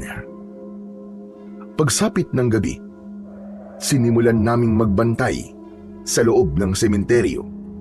Nagtago kami sa likod ng isang malaking puno habang tanaw namin ang puntod ni Buboy. Dinala ni Ninong Roy ang kanyang matalas na itak. Si Mang Arman naman ay sibat na kawayan ang bitbit. Samantalang ang armas ko ay ang buntot ng pagi. Lahat ng sandata namin, binuhusan ko ng langis na may orasyon. Nagaplas din kami ng katas ng dahon ng sambong sa katawan upang nang sa ganun ay hindi kami maamoy ng aswang. Palitan kaming tatlo sa pagbabantay. Matyaga kaming naghihintay. Hindi namin ininda ang pagod at puyat. Maya-maya pa ay biglang uminit ang buntot ng pagi. Napaunat ako sa aking kinatatayuan. Umalis to po kayo sa pagdating ng aswang na anduduno. Nararamdaman ko pong nasa paligid lang po siya. Kailangan natin maghiwalay ng pinagtataguan para mahuli natin ang aswang. Tama ka, Roy. Sige, dito ako sa kanan. Ikaw naman, Delphin. Maiwan ka rito. Sige po. Naghiwalay kami ng pinagtataguan. Ilang minuto ang lumipas ay narinig namin ang kaluskos sa paligid. Sinilip ko ang kinaroroonan ng puntod. Sa tulong ng liwanag mula sa buwan, napansin ko ang dahan-dahang paglapit ng nilalang sa libingan ni Buboy. Sa pagkakataong yun, mas tumindi ang pag-iinit ng buntot ng pagi. Nagulat ako dahil nakilala ko ang matandang babae na madalas kong nakikita sa tapat ng bintana namin. Siya rin ang matandang babae na nabanggit sa akin ni Buboy. Kinabahan ako nang mapansin ko ang nagbabaga niyang mga mata. Siya nga yun. Hindi ako maaaring magkamali. Siya ang matandang babaeng madalas kong nakikitang umaaligid sa bahay natin, Ninong Roy. Dahil sa mga sinabi ko, lumapit sa akin sina Mang Arman at Ninong Roy. Tinignan nila ang kinaroroonan ng matandang babae. Si Ninong Roy ang hindi nakapagtimpi ng galit at napamura ito. Ang hayop na yun! Siyang pumatay sa mag-ina ko! Magbabayad siya! Teka, sandali lang, Roy. Parang may kasama siya. Hindi siya nag-iisa. Sa bandang bahagi niyo, tignan niyo. Parang may mga matang nakatingin sa matandang babae. Tama po kayo. Kailangan natin mag-ingat. Napatitig kaming tatlo sa madilim na kakawian. Ilang saglit pa, nagbago ang anyo ng matandang babae. Naging aswang na anduduno ito. Para bang naligo siya sa langis dahil makintab ang kulay ng itim nitong balat. Umatungal ito ng malakas at panay ang kutkot sa paligid ng puntod. Hindi na nakatiis si Mang Arman. Sumugod siya sa aswang na anduduno. Hayop ka! Ikaw palang pumatay sa anak ko! Akmasa ng tatakas ang aswang na anduduno, pero agad namin siyang pinalibutan. Itinaas ko ang buntot ng pagi. Saka ko siya inatake ng palo sa katawan. Mabilis na nakaiwas ang aswang at gumanti siya sa akin ng kalmot sa aking dibdib.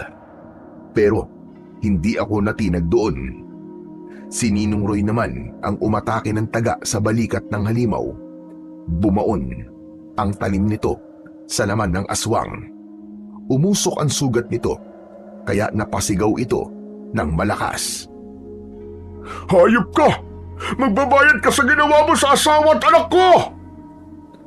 Sa kabila ng nararamdaman sakit ng aswang, nakuha pa nitong mumisik na parabang hindi ito natatakot na mamatay. Tumulo ang malapot niyang laway. Bumakas ang takot sa muka ni Ninong Roy nang mapagtanto niyang hindi nito ininda ang taga niya, pero mas nanaig ang galit niya, kaya mabilis niyang inatake ang aswang. Pinagtulungan naming labanan ang halimaw, pero dahil malakas ang aswang, natalo niya kami. Bumagsak kami sa lupa, pero agad akong bumangon para sugurin ng aswang. Inatake ko siya ng palo ng buntot ng pagi. Tumama ito sa iba't ibang parte ng kanyang katawan. Hindi niya malaman kung ano ang una niyang hahawakan. Nagwala siya. Pilit niya akong inaabot ng kanyang kalmot. Pero nakakaiwas ako at gumanti sa kanya ng hagupit ng buntot ng pagi. Maya-maya pa ay bumangon na rin sina Mang Arman at Ninong Roy. Sabay silang umatake sa aswang na anduduno. Pero sadyang napakaliksi talaga ng kilos nito.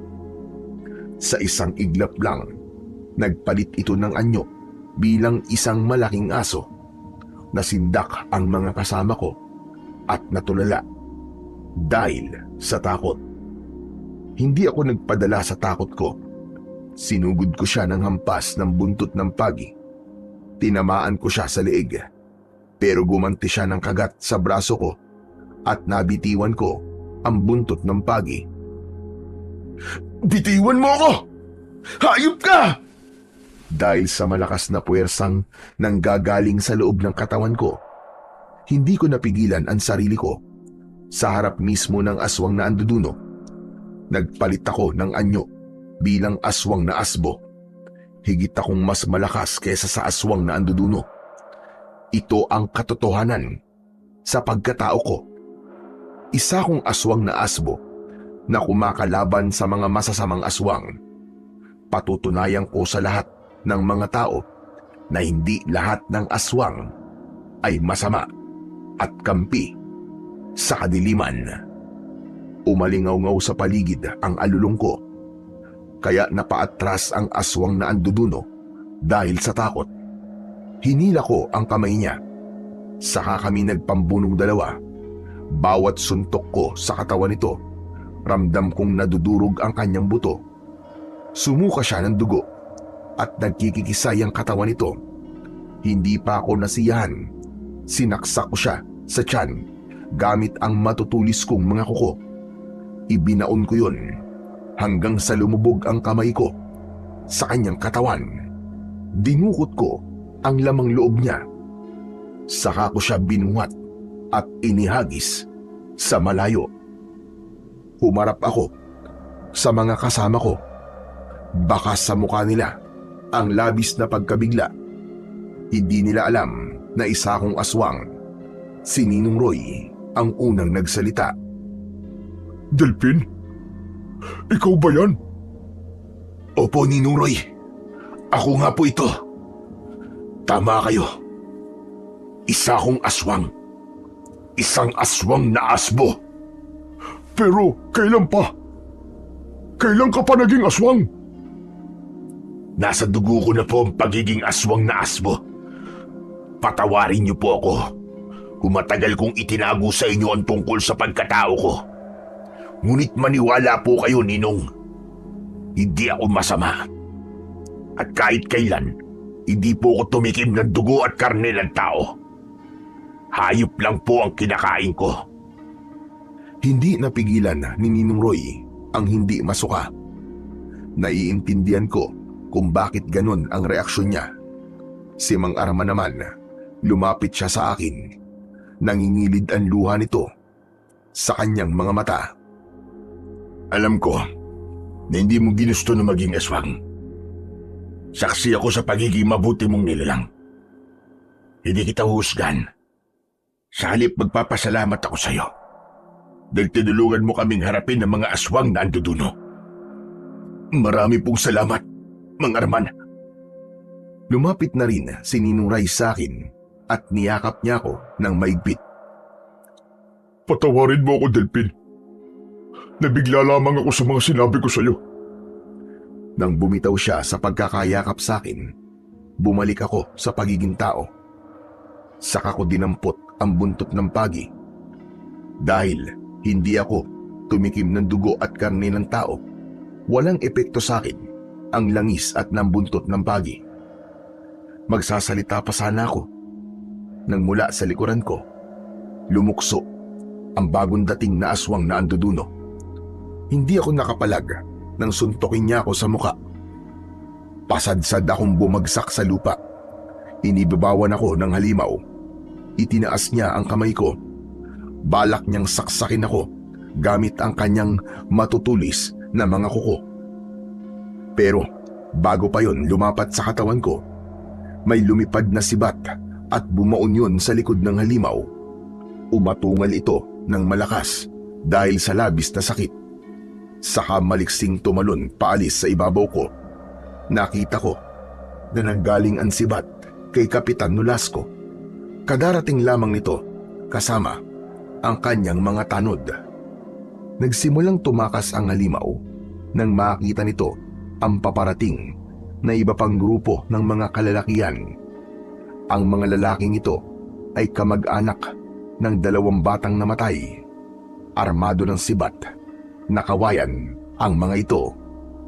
Nagsigawan ang mga kalalakihan na bagong dating at sinabing habulin ang halimaw na yon. Lahat sila ay sumunod sa aswang. Mabilis akong tumayo at kinausap ko sina Mang Arman at Ninong Roy. Mang Arman, Ninong Roy, magbantay po muna kayo rito. Susundan ko lang po mga taong yun. Pasensya ka na, Delphin. Nabigla kami kanina sa ginawa sa'yo ng aswang. Mabuti na lang at naging maaga pang pagresponde ni Kapitan Nolasco. Sige na, sundan mo na sila. Kami na ang bahala rito. Sige po, Ninong. Kailangan ko nang umalis. Baka hindi ko na po sila maabutan eh. Mabilis akong tumakbo para sundan ang mga lalaki at ang aswang na tumakas. Nagkakagulo ang mga ito sa paghabol sa halimaw. Kaya naman, mas binilisan ko ang pagtakbo. Mabuti na lang at hindi pa sila nakakalayo, kaya naabutan ko sila malapit sa kakawiyan. Narinig ko ang sinabi ni Kapitan Nolasco sa mga kalalakihang kasama nito. Hindi na raw makakalayo ang aswang na anduduno dahil napuruhan daw ito sa likod. Inutos din ni Kapitan Nolasco na maghiwa-hiwalay sila sa paghahanap sa aswang. Nahati kami sa 2 grupo, saka kami naghiwalay ng direksyon para sa paghahanap ng aswang na anduduno. Hindi pwedeng makatakas ang aswang na yun dahil tiyak nababalikan niya ang mga bangkay. Lalo na at napatay ko ang isang kasama niya. Sa paghahanap namin ni Kapitan Nolasco, pinasok namin ang kakawiyan. Naamoy ko ang malansang simoy ng hangin. Palatandaang hindi pa nga nakakalayo ang aswang na anduduno. Sandali lang po, Kapitan Nolasco. Kung nasugatan ng aswang na yon, ay tiyak po natutulo ang dugo niya sa lupa. Meron pong mga bakas ng dugo sa bahaging to. Sinabi ko rin sa mga kasama ko na sundan namin ang patak ng dugo sa lupa. Kaya agad silang tumalima. Sa pagsunod namin sa mga patak ng dugo, nakarating kami sa tapat ng isang malaking puno. Dito na tumigil ang mga patak ng dugo. Hindi na namin alam kung saan nagtungo ang halimaw na yon. Ngunit naramdaman ko ang kanyang presensya sa itaas ng puno.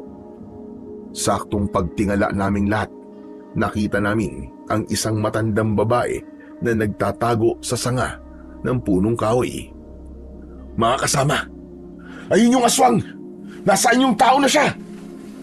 Nanghihina ang aswang habang duguan ang katawan nito. Pilit niyang itinatago ang kanyang muka. Kinabahan ako dahil kilala ko ang matandang babae. Lola Biring! Diyos ko! Lola Biring, isa kayong aswang na anduduno! Kung ganun, ikaw ang pumatay sa sarili mong apo! Maging si Kapitan Nolasco ay hindi makapaniwalang si Lola Biring ang aswang na hinabol namin kanina. Hindi ko alam kung paanong nangyari na isa itong halimaw. Maya-maya pa, dumating sina Mang Arman at Ninong Roy. Nagulat sila nang makita si Lola Biring. Dahil bumababa na ng puno si Lola Biring, sinibat nila ito ng kawayan. Pinagtulungan nila ito. Dumating rin ang iba pa naming mga kasama para pagtulungan sibatin ng kawayan ang aswang na si Lola Biring. Nakikiusap ito na huwag siyang papatayin, ngunit bingi na ang mga tao sa pakiusap niya dahil sa mga buhay na kinuha niya. Pinagbababato namin ang aswang hanggang sa tamaan ito sa ulo. Hindi kami titigil dito hanggat hindi ka namin napapabagsak, hayop ka! Sa huling pag-asinta ni Mang Arman ng sibat dito, tinamaan ito sa sikmura at nalaglag siya mula sa sanga ng puno. Mabilis ko siyang nilapitan. Pagkatapos ay inapakan ko siya sa bandang dibdib. Iniabot sa akin ni Ninong Roy ang matalas niyang itak. Pero nang sasaksakin ko na siya, may malakas na pag-angil akong narinig mula sa aking likuran. Nakita ko ang isa pang aswang na anduduno. Di hamak na mas malaki siya kumpara sa aswang na si Lola Biring. Hindi ito nag-iisa. Sumulpot sa likuran nito ang dalawa pang aswang na anduduno. Hindi na nag-aksaya ang mga ito ng oras. Agad silang umatake sa mga kasama ko. Nagsipulasan ang mga tanod, pati si Kapitan Nolasco. Hinabol sila ng dalawang aswang hanggang sa kami na lang ang natira ni Mang Arman at Ninong Roy sa lugar na yon. Balak mo bang iligtas ang kasama mo? Pwes huli na, dahil papatayin ko na siya! Umangil ang aswang. Ipinakita nito ang matatalas niyang mga pangil. Tumulo ang malapot niyang laway, saka humakbang ng dahan-dahan. Humanda naman si Mang Arman at Ninong Roy sa posibleng pagsugod ng aswang. Nang masigurado kong malakas ang aswang na kaharap namin, nagpalit ako ng anyo bilang aswang asbo. Sa harap ng aswang, dinurog ko ang katawan ni Lola Biring hanggang sa sumuka ito ng dugo. Umatungal ang aswang na anduduno. Tignan mo tong demonyo ka! Kung paano ko tapusin ang buhay ng kasama mo! Mamamatay na kayo pare-pareho! Tinaga ko ang leeg ng halimaw na si Lola Biring. Umusok ang sugat nito at bumulwak ang dugo mula sa nakabuka nitong sugat. Humiwalay ang ulo sa katawan ng halimaw, dahilan para lalong umatungal sa galit ang aswang na nakatayo sa harapan namin. Nagulat kaming tatlo nang magsalita ang pinuno ng mga aswang na anduduno. Hindi! Hayop ka! Magbabayad ka! Pinatay mo ang asawa ko! Nagulat ako sa sinabing yun ng aswang na anduduno. Sumugod ang aswang na tila nauulol na asong galit. Sinalubong ko siya ng taga na agad nitong naiwasan. Nagpambuno kaming dalawa habang pinanonood kami ni Mang Arman at Ninong Roy. Tinamaan ako sa dibdib ng suntok ng aswang. Pasadsad akong tumalsik sa kakawyan. Sa pagtayo ko para umatake ulit, lumipad ang maraming sibat papunta sa akin. Inakala ng mga bagong dating na mga kalalakian na kalaban ako. Kaya agad na pumagitna si Mang Arman at Ninong Roy. Mga kasama, sandali! Hindi siya kalaban natin, kundi ang isang yun! Nabaling ang atensyon ng mga tao sa itinuro ni Mang Arman. Napaatras ang aswang na anduduno nang mapagtanto niyang nasa panganib siya. Sinubukan itong tumakas, ngunit agad ko siyang nilundagan. Tinamaan ko siya ng kagat sa balikat. Saka ko siya kinalmot sa dibdib. Bumagsak ito sa lupa habang umaangil ng malakas. Gumanti siya sa akin ng suntok. Tinamaan niya ako sa muka, ngunit hindi ako natinag. Malakas kong itinarak ang kuko ko sa kanyang tiyan. Nahirapang manlaban ng halimaw, lalo na at napapaligiran na siya ng mga kasama ko. Inulit ko ang pagtarak ng kuko ko sa kanyang katawan. Saka ko siya sinaksak sa dibdib, direkta sa kanyang puso. Nagpumiglas ito dahil sa labis na sakit, kaya tinamaan niya ako sa leeg. Pasadsad akong bumagsak sa lupa. Akmang aatake ulit ang aswang na anduduno sa akin. Lumipad ang maraming sibat na kawayan. Tinumbok ng mga ito ang nakatayong aswang. Lahat ng mga sibat ay bumaon sa katawan nito hanggang sa bumagsak siya sa lupa habang naliligo sa sarili niyang dugo. Agad ko siyang nilapitan at pinugutan ko ito ng ulo. bumalik ang dati nitong anyo bilang isang tao. Nanlaki ang mga mata ko sa nakita ko. Si Tatang Teban ang nakahandusay sa lupa.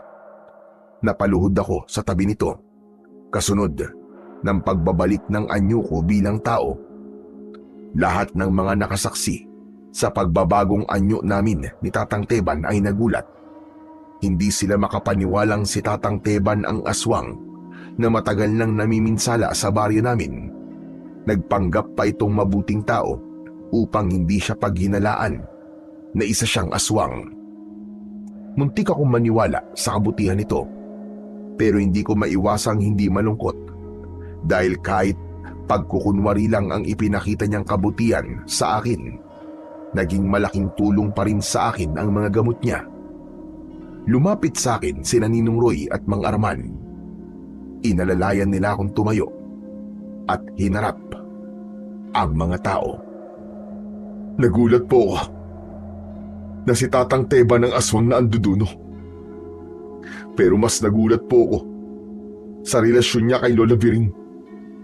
Ang buong akala ko po, walang asawa si Tatang Teban. Lumapit si Kapitan Nolasco sa amin at ipinaliwanag niya ang kanyang natuklasan tungkol sa pagkatao ng mga aswang. Kanina raw, nang hinabol sila ng dalawang aswang, ay nakausap nila ang mga ito habang naghihingalo. Tinanong raw niya ang mga ito kung sino ang pinuno nila. Kaya nalaman nilang si Tatang Teban ang aswang. Nalaman naming ang aswang na anduduno na una ko nang napatay sa sementeryo ay ang pangalawang asawa ni Tatang Teban na unang napabalitang patay na. Yung pala ay itinatago lamang ito para malayang makapambiktima. Samantalang si Lola Biring naman ay unang asawa ni Tatang Teban. Pinili ng matanda na mamuhay ng mag-isa. Si Linda na apo nito ay hindi niya totoong apo, kaya ayos lang sa kanya na patayin ito dahil anak ito ng kanyang manugang sa una nitong asawa. Nalaman daw ng matanda na niloko ang kanyang anak. Kaya naman, nang magpakamatay ang anak nito, ay pinatay din ni Lola Biring ang sarili niyang manugang at isinunod niya si Linda. Lahat ng yun ay nanggaling sa kwento ni Kapitan Nolasco. Wala talagang pinipili ang mga aswang. Kapag nagugutom sila, papatay at papatay sila. Mabawasan lang ang gutom na nararamdaman nila. Ngunit hindi lahat. Dahil meron pang mabuting aswang na kagaya ni Delpin. Hindi niya ginaya ang mga kauri niya. Sa halip, nagpakita siya ng kabutihan sa mga tao at naging kampi pa rin siya sa liwanag. Sumang-ayon si Kapitan Nolasco sa sinabing yun ni Mang Arman. Lahat ay tumingin sa gawi ko. Nagpasalamat silang lahat sa ginawa ko. Hindi nila tinignan ng pagiging aswang ko. Tinanggap nila ako ng buong buo. Isang pangyayari sa panaginip ko lang inaasahan. Hindi ko akalain na pwede palang mangyari sa totoong buhay. At lahat naman ng mga taong nakasaksi sa pagiging aswang ko ay nangako na ililihim nila sa lahat ang tunay kong pagkatao. Kaya naging magaan ang loob ko nang gabing lisanin namin ang lugar na yon. Sa kabilang banda, hindi lubos ang aking kasiyahang nararamdaman dahil alam ko, napatay ko man ang mga aswang na anduduno. Walang magbabago. Hindi na maibabalik ang mga buhay na nawala. Nang mga oras na yon, isa lang ang natutunan ko. Hindi batayan ng anyo o pagiging aswang para gumawa ng kabutihan sa kapwa. Dahil kahit aswang, maaaring mamuhay ng mapayapa, lalo na kung gagawa ng kabutihan para sa ibang tao. Hindi ko man lubos na mabago ang tingin ng mga tao sa mga aswang. Ang mahalaga, mananatiling mabuti akong nilalang sa paningin nila. Ipinagpatuloy ko ang pagtulong sa mga tao.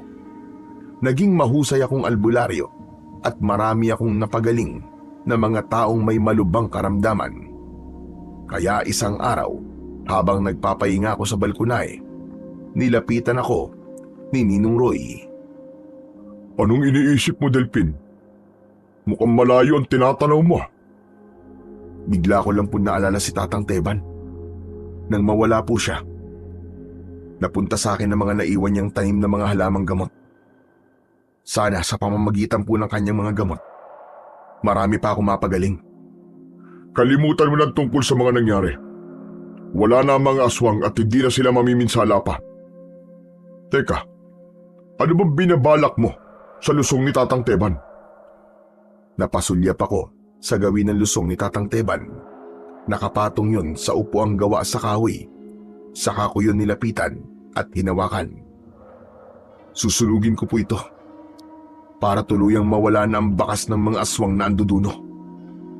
Nalaman ko na sa tuwing nagbabayo ng palay si Tatang Teban, naririnig niya sa alingaw-ngaw nito ang iyak ng mga kaanak ng namatayan. Kaya nalalaman niya kung sino ang sunod niyang bibiktimahin. Magmula nang malaman niya yon, ginamit na naming panakot sa mga bata ang tunog ng lusong o dikdikan ng palay. Kaya sa tuwing sumasapit ang gabi, ginagamit ko yon para takutin ang mga bata. Ganon din sa mga pasyente kong matigas ang ulo at ayaw uminom ng gamot. Sinasabi ko sa kanila na kapag hindi sila uminom ng gamot, ay pupuntahan sila ng mga aswang na anduduno. Kaya naman, mapipilitan silang inumin ng gamot na ibinibigay ko sa kanila. Samantala ako naman ay nanatiling aswang na asbo. Nag-alaga ako ng mga hayop kagaya ng usa, baboy ramo at kambing para sa pagkain ko.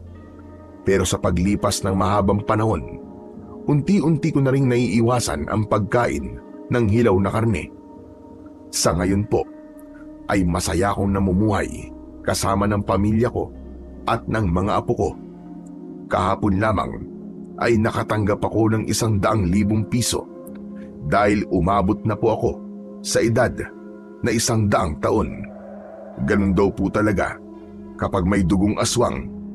Iba-iba naman po ang paniniwala kung bakit mahaba ang buhay ng isang tao. Kadalasan sinasabi nilang baka raw may anting-anting. Ngunit para sa akin, ang pagkakaroon ko ng mahabang buhay ay dahil sa dugong nananalaytay sa ugat ko. Ang apo ko po ang nagsulat ng kwento dahil malabo na po ang mga mata ko. Kaya sobra po akong nagpapasalamat sa inyo, Sir Blair, dahil ang kwento ko ang napili niyong ibahagi sa inyong masugid na mga taga-suporta. Hanggang dito na lang po ang aking kwento. Lubos na nagpapasalamat, Delphin. Sa bawat araw na ginawa ng Diyos para sa atin, ay binibigyan niya tayo ng pagkakataong pumili ng landas na tatahakin. Nasa mga kamay natin kung papanig ba tayo sa kabutihan o sa kasamaan.